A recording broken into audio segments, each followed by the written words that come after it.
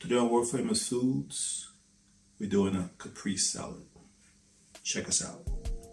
Okay, so I'm gonna cut up our tomato. I don't want to cut it up too thin, don't want to cut it up too thick.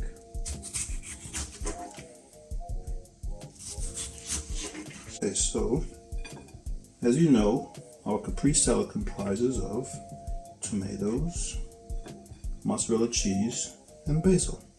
A little bit of salt and pepper, and then some olive oil. Alright. Okay, now we're going to just put a little bit of salt. That's all we need. That's going to start waking up those tomatoes in there. Alright. Okay. Now here's our mozzarella. Try to open this up a little bit, just open up like this. And set that right there in the middle like that. Okay. Okay, now we're gonna put our basil on here. Look at that. Nice fresh basil. This. Put a little bit in the middle right here.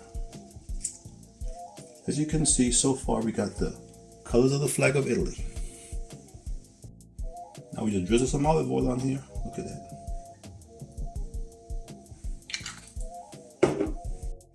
Okay, we're gonna put a little bit of black pepper on here now.